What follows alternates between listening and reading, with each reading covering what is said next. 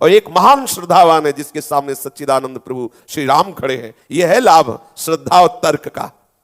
वहीं अगर भाई जी के चरण पकड़कर प्रार्थना की होती कि आप जैसा विश्वास करते हैं, अनुभव करते हैं, वैसा मेरे को भी हो जाए, तो ये प्रार्थना कर सकते भाई जी कि श्री राम के दर्शन इनको भी हो जाते। लेकिन तर्क है तो वहीं उनको साक्षात्कार हो रहा, वो खाली सूखे बैठे। पूरी रात व्यतीत हो गई, सब घबरा गए कि आखिरकार हो क्या गया। धीरे धीरे भाई जी के शरीर को संभाल कर कई लोग सीढ़ियों से नीचे उतार करके लाए, भाई जी के घर लाए। फिर भाई जी को सैया पर लिटा दिया गया। प्रातःकालीन शौच आदि क्रियाओं के लिए बिल्कुल कोई शुद्ध नहीं, कोई होश नहीं है। बाह्य ज्ञान शून्य देख करके सब परेशान थे। फिर नाम कीर्तन शुरू किया गया। यह है भक्तों को शुद्ध में लाने का अमोघ उपाय। भगवान नाम कीर्तन की गूंज हुई और नल के नीचे भाई जी को बैठाकर खूब ठंडा ठंडा पानी डाला गया और नाम कीर्तन किया गया। जल की धारा सर पर गिरने से और नाम कीर्तन श्रवणेंद्री में जाने से धीरे धीरे भाई जी को बाह्य शुद्धि हुई। उसी दिन प्रभु का चमत्कार, श्री विष्णु दिगंबर जी जिनका प्रभु ने स्मरण किया था, वो स्वयं आए और भाई जी से मिले आकर के अपने आप अलौकिक प्रेरणा से। ये देखो भगवत विधान होता है। जे भी भाई जी ने कहा आपका नाम तो भगवान श्री राम ने लिया, फूट फूट कर चिल्ला चिल्ला प्रेम की दशा उनके भगवान ने स्मरण किया था। ऐसा कभी मत सोचना कि आप नाम जप कर रहे हैं, भगवान आपको नहीं जानते। आप अगर 100 बार जपते हैं ना तो हजारों बार आपका स्मरण करते हैं। प्रभु के जैसा प्यार करने वाला कौन हो सकता है। हमने महापुरुषों के श्री मुख से सुना है कि अगर कृष्ण आपको प्यार ना करे तो आप कृष्ण बोल ही नहीं सकते। आपके हृदय में जो कृष्ण नाम जपने की भावना आई है वो श्री कृष्ण ने ही दी है। तो ऐसा ना सोचना कि आप नाम जप कर रहे हो, कष्ट सह रहे हो, जल रहे हो और प्रभु आपको देख नहीं रहे। ऐसा नहीं। देखो इस चरित्र में प्रभु ने नाम लिया अपने भक्त विष्णु दिगंबर जी का, और वो प्रभु की अलौकिक प्रेरणा से जब भाई जी को बाह्य शुद्धि आई तो आए। भाई जी ने कहा आपका नाम तो प्रभु श्री राम ने लिया था। अब वो प्रेम की दशा प्रकट हो गई। ये देखो प्रभु का विधान कि प्रभु ने विश्वास दिलाया कि जिनका मैंने नाम लिया देख लो उनकी क्या दशा है। मेरे नाम के ही प्रताप से फूट फूट कर चिल्ला चिल्ला कर रो रहे थे। अब सहज ही अनुमान हो सकता है कि भाई जी का हृदय किस कोटि का। तत्वबोध कुछ ही दिनों में भगवान श्री राम, श्रीयाजू, लक्ष्मण जी का साक्षात्कार, निर्विशेष ब्रह्म स्वरूप की स्थिति, सगुण साकार भगवान का साक्षात्कार। अब तो रात रात भर भाई जी को नींद नहीं आती। रात रात अब नींद कैसे, उड़ गई नींद। अब तो वही रूप बसा हुआ है प्रभु का। अब शरीर तो शरीर ही है ना। भाई जी के शरीर में भयानक दर्द प्रारंभ हो गया। अब न दिन नींद न रात में नींद। अगर नींद नहीं है, निद्रा नहीं है तो इंद्रियां ही है। भाई जी के मस्तिष्क में दर्द रहने लगा। बहुत दवाई हुई, लेकिन बड़े बड़े डॉक्टर वैद्यों से औषधि दी गई, लेकिन वो दर्द कम नहीं हुआ। हजारों रुपए खर्च हुए, कोई लाभ नहीं। 3 वर्ष तक दर्द रहा, 3 वर्ष तक। ये पर वो दर्द ऐसे भयानक नहीं होते। कोई ऐसा घबरा ना जाए कि ये तो राम जी के दर्शन का मतलब क्या भयानक दर्द लेना। 3 वर्ष सर दर्द, बड़ा आनंद की स्थिति होती है। वो अपने पांच भौतिक शरीरधारी हैं, इसलिए कोई रोग की बात सुनते तो घबरा जाते हैं। बड़ा आनंद रहता है। सोचो जिसने एक बार प्रभु की श्याम घन मूर्ति का साक्षात्कार कर लिया, उसको सर दर्द लगेगा क्या? उसको कोई पीड़ा सताएगी क्या? आप घबरा मत जाना कि 3 वर्ष तक दर्द रहा, सर दर्द। तो भाई राम जी के दर्शन तो बड़े खतरनाक है कि भाई वो सर दर्द हो, कोई दवा काम नहीं कर रही है, ना नींद आ रही है, तो बहुत परेशानी नहीं। महाआनंद का विषय है, घबराना नहीं। कोई अगर कई कई दिन नींद नहीं आती तो जानते हो जिस आनंद के लिए बड़े बड़े मुनिजन प्रयासशील है वो आनंद हृदय में होता है। ऐसा थोड़ी होता है कोई नींद की टेबलेट खाता हो भगत कि नींद नहीं आई, बहुत परेशानी, ऐसा नहीं होता।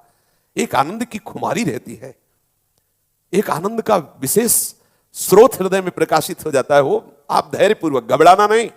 महापुरुषों के चरित्र सुन करके कभी घबराना नहीं कि अरे ये तो बड़ी समस्या है। भगवान के भजन करने पर देखो नींद खत्म, रुपए पैसे की व्यवस्था खत्म और कोई दवा काम नहीं कर रही। ये तो अब मीरा जी कह रहे हैं, जो मैं ऐसा जानती प्रीति के ये दुख होए, नगर ढिंडोरा पीटती, यदि प्रीति न कर, भैया नहीं करना, भजन नहीं करना, ऐसा मत सोचना। महाआनंद का विषय है। भले आपको नजर आवे शारीरिक कष्ट है, लेकिन वो शारीरिक कष्ट केवल देखने के लिए होते हैं। अंतः में जो प्रभु आनंद देते हैं, जो सुख देते हैं, वो तो अनुभव गम में भजें जय संता, वो तो संत महापुरुष जानते हैं कैसा आनंद देते हैं प्रभु। ये इसलिए कह रहा हूं कि आपके हृदय में भय ना आवे। सच्ची मानना, शरीर की कैसी भी विषम परिस्थिति हो, हृदय हर समय महाआनंद से युक्त रहता है। सच्ची मानना, प्रभु की शरणागति पर कभी संशय मत करना। अपार कृपा समुद्र है, अपार दयालु है। अब आप थोड़ा लौट कर पीछे चलिए। जिसे स्वरूप का बोध हो गया है, क्या शरीर का सरदर्द उसे परेशान करेगा? स्वरूप बोध। अच्छा, स्वरूप बोधवान महापुरुषों के गुरु श्री जनक जी जिस राम रूप को देख कर कह रहे हैं, नहीं बिलोकत अति अनुरागा, बरबस ब्रह्म सुख ही मन त्यागा। ब्रह्म सुख को भी छुड़ा देने वाला राम रूप भाई जी के नेत्रों में है। ऐसा नहीं कि 2-4 मिनट झलक हुई हो, कई घंटे तक और वार्ता हुई। बोलो क्या सरदर्द उनको लगेगा? आप सोचो, जिसे आत्मबोध हो गया है उसको कभी शरीर की पीड़ा आदि व्यथित नहीं करते। फिर जिसे भगवत साक्षात्कार हो गया, जो प्रभु श्री राम का दर्शन, उनको कहीं कोई बाधा, कहीं कोई पीड़ा, ये केवल बाहरी बात है। ये दर्शन कराया गया कि शरीर की ऐसी ऐसी अवस्थाएं भी होती है, पर महापुरुष उनसे विचलित नहीं होते। 2-3 वर्ष तक वो दर्द बना रहा, फिर स्वाभाविक वो दर्द छूट गया, अपने आप ठीक हो गया। जैसे जैसे भाई जी की साधना बढ़ती गई, स्थिति प्रगाढ़तर होती गई। अब तो दूर दूर से साधकों का जमघट भाई जी के समीप एकत्रित होने लगा। दूर दूर से अलौकिक ढंग से जो भगवत प्राप्ति करना चाहते हो साधक जन भाई जी के समीप आने लगे। ऐसा होता है, जब पुष्प में सौरभ आ जाता है तो भौरों को निमंत्रण नहीं दिया जाता, वो भौरे अपने आप मंडराने लगते हैं। भगवत प्रेरित साधक जनों की भीड़ श्री भाई जी के समीप एकत्रित होने लगी। भाई जी ने साधकों के प्रश्न पर उपदेश प्रारंभ किया कि साधक मन को कैसे बस में करे। कुछ नियम बताए और कुछ सिद्धांत बताए, मन को वश में करने का उपाय। साधक मन को कैसे अपने अधीन करे, इसमें कुछ नियम बताए। पहला नियम, संसारिक या पारलौकिक जो भी तुम्हें भोग दिखाई दे रहे हैं, सुनाई दे रहे हैं, पढ़ करके कामना या भोग करके तृष्णा, जो भी जीवन में पीछे हुआ है, आज आप भगवत मार्ग में चले हैं, कुछ सुनी बातें, कुछ देखी बातें, कुछ पढ़ी बातें, कुछ भोगी बातें, वो हमारे हृदय में बार बार आती हैं, प्रेरणा करती हैं भोग की। आप अपने मन को ये बताइए कि ये सब तृष्णा है, ये सब भ्रम है, कभी इससे तृप्ति होने वाली नहीं। समझे? पहला सूत्र, जब जब आपका मन भोगों में भागे, उसी समय आप ये सूत्र लागू कीजिए कि इन भोगों में, लोक लोकांतर के भोगों में सुख नहीं है। इससे बड़ा लाभ मिलेगा। केवल हमारी वासना हमको प्रेरित कर रही है, ये भोगने से और बढ़ेगी, ना भोगने से शांत हो जाएगी। दूसरी बात, किसी महापुरुष से नियम ले लिए जाएं। स्वयं नियम बनाने पे होता है, 4 दिन बाद तोड़ दो, आपने ही तो बनाया। गुरुजनों से, महापुरुषों से नियम बनवा लो अपनी दिनचर्या नियम के अनुसार, और नियमानुवर्तिता का प्राणपन से पालन किया जाए। जो नियम, जो दिनचर्या गुरुजनों के द्वारा बना दी जाए, प्राणपन से उस दिनचर्या का पालन किया जाए तो मन आपके अधीन होने लगेगा। तीसरा, मन के प्रत्येक कार्य पर विचार करें। आपका एकाग्र पूर्वक अंतर्मुख होकर के जब चिंतन बनेगा, तब आप मन को देख पाएंगे। ये अच्छे साधकों में यही वृत्ति होती है, वो मन को देखते रहते हैं। मन क्या संकल्प कर रहा है, कैसी स्फुरणा कर रहा है, कैसा चिंतन कर रहा है। भाई जी महाराज तीसरे सूत्र में आज्ञा करते हैं कि आप अपने मन की क्रियाओं पर दृष्टि रखें। तदात्म होके नहीं, दृष्टा होके दृष्टि रखें। प्रायः क्या होता है, जैसे हमारे मन ने कोई भी भोग मांगा तो हम लोग इतने तदात्म हो जाते हैं कि वो भोग मैं अपनी मांग मान लेता हूं, और उससे इतना हम प्रभावित हो जाते हैं, वो इतना मथित व्यथा पैदा कर देता है कि हम तत्काल क्रियान्वित हो जाते हैं। यह हुआ विषयी जीव का लक्षण। साधक का लक्षण है वो मन की क्रियाओं पर दृष्टि रखता है, और वो दृष्टा भाव से तदात्म नहीं होने देता। पहली विजय, तदात्म ना होने देना। ये मेरा विषय नहीं है, मन का विषय है, मन मांग रहा है, बहुत बड़ा लाभ मिलेगा इससे। तदात्म वो उसका कार्य है, आपको तत्काल तदात्म करना उस विषय पर। अगर ये खाने को मिल जाता, ये देखने को मिल जाता, ये भोगने को मिल जाता, ये सुनने को मिल जाता। 5 ज्ञानेंद्रियों के द्वारा मना खष्टान इंद्रियाणी प्रकृति स्थानी कर्षति। आपको पहले ही धरा में सावधान रहना, क्रियाओं पर दृष्टि रखे। क्या स्फुरना कर रहा है? भोग की। किस भोग की? कौन सी इंद्रियों के साथ संयोग की? तत्काल उसको काटिए पहले सूत्र से। यहां से लेकर ब्रह्मलोक तक सब माया में। आज तक कोई सुखी हुआ है क्या? व्यर्थ की बात तो चिंतन कराता है। पर यह तदात्म ना होने देना। आप अपने में मत मान लेना कि यह भोग मेरी मांग है। अगर यह मान लिया तो फिर आप परास्त हो गए, पहले ही सूत्र में आप फेल हो गए। तदात्म, और इसका काम है तदात्म कर देना। तत्काल, तत्काल। बोलने में देर लगा, तदात्म में देर नहीं लगेगा। जो नाम जापक साधक सावधान है वो तदात्म। पहली बात इसकी मार से बचने के लिए तदात्म नहीं होने देना। समझ पा रहे होंगे, अंतर्मुख साधन है तदात्म ना होने देना। दूसरी बात, उसके बुरे चिंतन के ऊपर सत्चिंतन हावी कर देना। बहुत सुंदर सूत्र, बहुत सुंदर सूत्र। वो बुरा चिंतन कर रहा है, उसी के ऊपर हावी कर दो। राधा राधा राधा राधा राधा राधा राधा राधा। ये बिल्कुल सांस नहीं लेने दे। वो थोड़ी देर में आपको जलाएगा, उबाएगा, मर जाएगा, वही मरेगा। मन मार्या तन बस में किना, हुआ भरम सब दूर। बाहर से कुछ दिखत नाही, अंदर चमके नूर। मन की तरंग मार ले, बस हो गया भजन। तोरा मन दर्पण कहलाए। वो आपको भगवत साक्षात्कार करा देगा। चौथा, मन की आज्ञा पर तत्काल निरीक्षण करके निर्णय करना। मन ने आज्ञा की, निरीक्षण करो, ये शास्त्र अनुकूल है या प्रतिकूल, साधना के अनुकूल है प्रतिकूल, इष्ट के अनुकूल है प्रतिकूल। बहुत प्रवीण बुद्धिमान साधक। सेवा सुमिरन सावधान, साधुओं का नारा होता है, सेवा सुमिरन सावधान, हर समय सावधान। जहां मन ने आज्ञा करी किसी भोग के लिए, किसी भी ज्ञानेंद्रिय के साथ युक्त होकर, आप तत्काल निर्णय कीजिए ये विषय सेवन धर्मयुक्त है कि नहीं, शास्त्र आज्ञा के अंतर्गत है कि नहीं, हमारे परमार्थ में सहायक है कि नहीं। कुछ विषय सहायक है, कुछ विषय विरोधी है। जो विरोधी है हमें बिल्कुल नहीं मानना, चाहे जितना उठापटक करे अंदर से, नहीं मानना, नहीं मानना। पर ये कोई भगवान नाम जापक साधक कर सकता है? नहीं, मानने ना मानने को वहां प्रश्न नहीं उठता। बावरा बना के वहीं खड़ा कर देगा। इसका पूरे सृष्टि को नचाए हुए है, प्रमथन स्वभाव है ना इसका। इतना व्यथित, इतना वो बावरा कर देता है, इतना मदांध कर देता है कि बस यही लगता है ये भोग मिल जाए बस, इसके बाद ज्ञान बघारना, इसके बाद सब उपदेश करना हो, अभी तो बस ये मिलना चाहिए बस। वो साधक सावधान। 5वां, ये विषय स्फुरना तभी होती जब आप खाली होते हैं।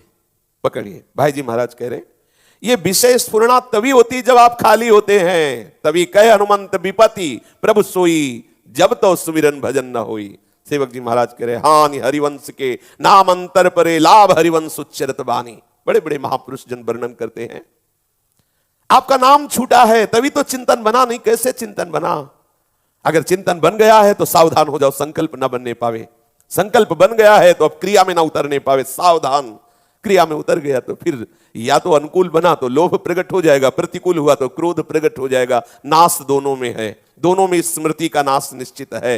इसलिए साधक बहुत सावधान रहे। मन को सदैव भगवत चिंतन में, सत्कार्यों में, शास्त्राज्ञा में इसे लगाए रखें। छठा, अब अगर मन चला ही गया है तो जहां जहां मन जाए वहां वहां से उसे हटाकर अपने लक्ष्य में लगाना, या जहां जहां मन जाए वहीं अपने आराध्य देव की भावना कर लेना। यह ज्यादा सरल है। हटा करके लगाना हो सकता है आपको कठिन लगे, लेकिन जिस व्यक्ति में गया, जिस वस्तु में गया, यह बात मानना कि मेरे प्रभु ही इस रूप में है, क्या चला जाएगा? कोई परेशानी तो नहीं है। जहां आप ऐसी भावना किए तो वो जो हमारा नाश करना चाहता था नहीं नाश कर पाएगा। यह खास बात है, सूत्र है, सिद्धांत है। जहां जहां आपका मन जाए वहां वहां वस्तु तत्व का भाव करो, मेरे प्रभु भी इस रूप में बने। क्योंकि वासुदेवा सर्वम, प्रभु कह रहे यो माम पश्यति सर्वत्र, आज्ञा कर रहे सब जगह मुझे देखो। तो जहां जहां मन आपका जाए, यदि वहां आप भगवत भावना करने लगेंगे तो आप मन पर विजय प्राप्त कर लेंगे। या फिर जहां जहां मन जाए वहां मिथ्या भाव करके कि ये सब झूठा है, सब नाटक है, उसे हटा करके लाओ प्रभु के नाम में, प्रभु के रूप में, प्रभु के लीला में, प्रभु के धाम चिंतन में, सत्य चिंतन में। 7वां, एक आराध्य देव का वर्ण करके मन को उसमें फंसाओ। ये मन को अधीन करने के लिए, उपासना में आगे बढ़ने के लिए 7वां सूत्र है। सब हमारे भगवान ही हैं, लेकिन उपासना हम गुरु प्रदत्त करें। गुरुदेव के द्वारा दिए हुए जो आराध्य देव की छवि है, जो आराध्य देव का नाम है, जो आराध्य देव की उपासना है, उसमें मन को सीमित कर लें उस घेरे में बांध ले। ये बहुत काम की बात है। ये अनन्यता आगे चल करके प्रेम रस प्रदान करती है। अपने आराध्य देव के ही रूप, आराध्य देव के ही नाम, आराध्य देव की ही उपासना पद्धति में मन को बांध दे। एक मिला, अनेक में फंसा, अनेक रूपों में, अनेक नामों में फंसा हुआ जो मन है, उसे यदि अधीन करना है तो एक नाम रूप में इसको लगाना प्रारंभ करें। एक राम घनश्याम हित चातक तुलसीदास, एक भरोसो, एक बल, एक आस विश्वास।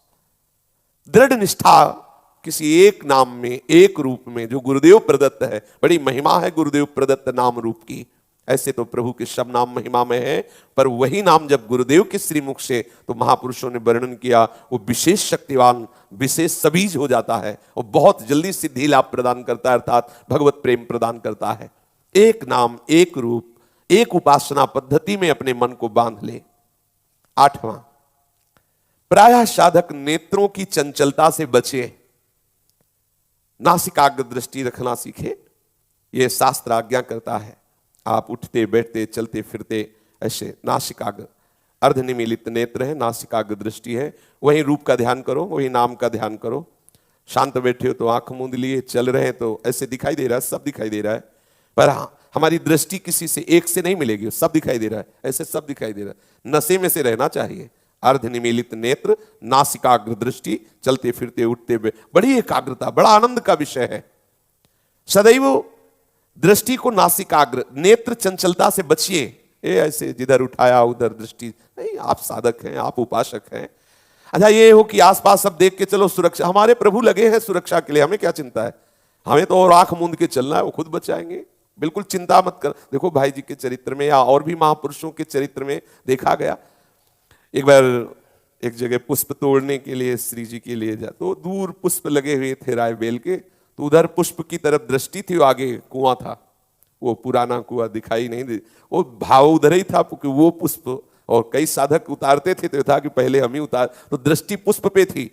अगला कदम सीधे उसी में जाता, तो हाथ टूट जाता, पैर टूट जाता, क्या लीला बनती। पीछे ऐसा किसी ने धक्का दिया, डलिया से हम पीछे गिर गए। वहां कौन, प्रभु ही तो बचा रहे हैं।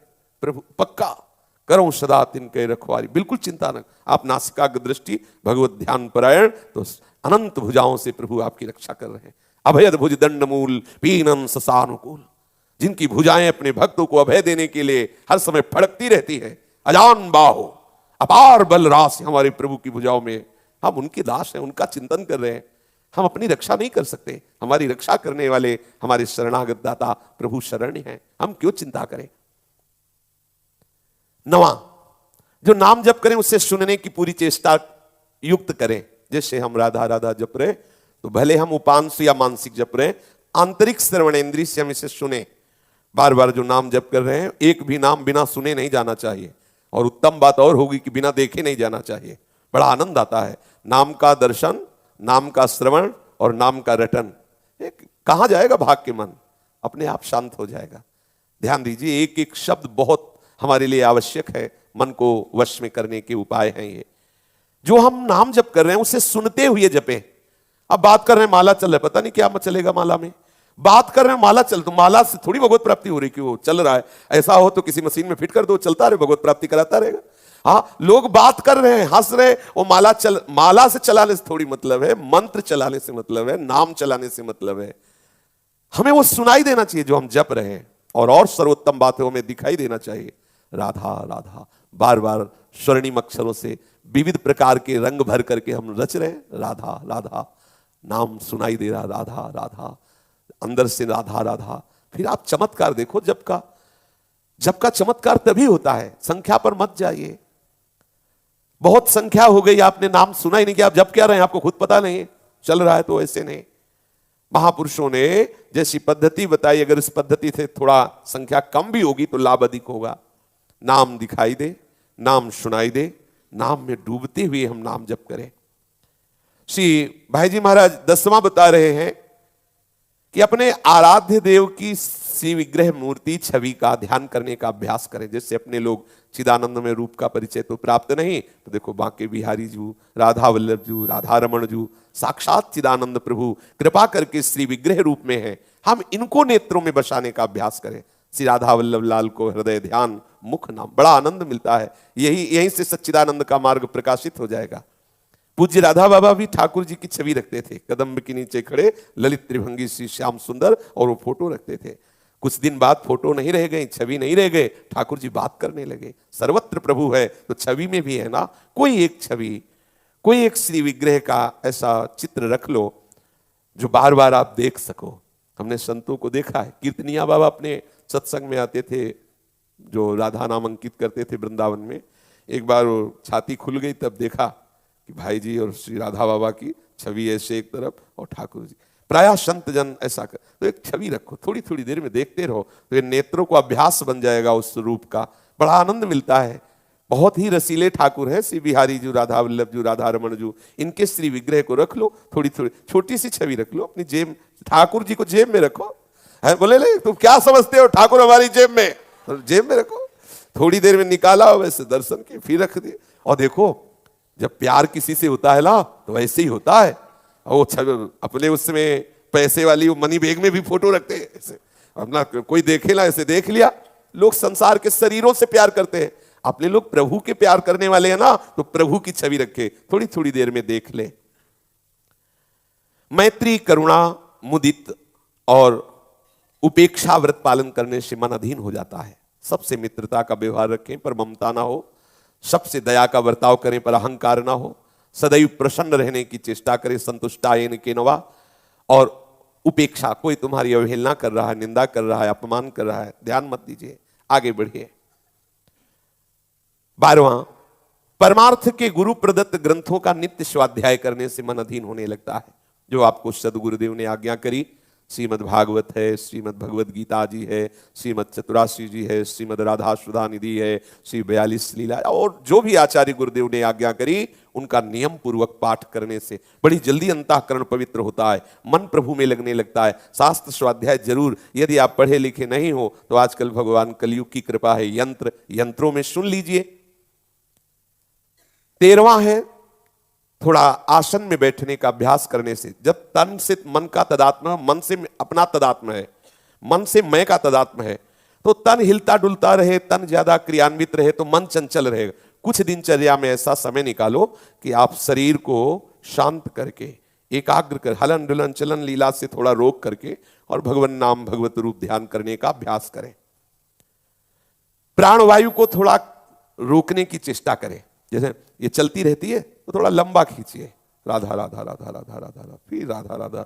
अपने को रेचक कुंभक आदि प्राणायाम की प्रक्रिया नहीं करनी, नाम जप से ही प्राणों का याम हो जाएगा। थोड़ा नाम जप और बढ़ाइए, और संख्या बढ़ा दीजिए, तो अंदर नाम रोक करके वायु और खूब बढ़ाइए। जब आपके प्राण व्याकुल होने लगे फिर धीरे से छोड़िए, फिर वायु भर लीजिए, फिर नाम जप, देखो आनंद आने लगे। ये तो आनंद के मार्ग हैं। श्वास पर ध्यान दीजिए, श्वास आपकी खाली न जाने पावे। 15वां, ये और जोर का उपाय है, जब मन चंचल हो तब बार बार सोचो मैं प्रभु की शरण में हूं, मैं प्रियालाल की शरण में हूं, श्यामा श्याम की शरण में हूं। अर्थात प्रार्थना करो, हे शरणदाता, देखो मन भाग रहा है, आप कृपा करो अपने नाम रूप में अपने सी चरणों में लगा लो।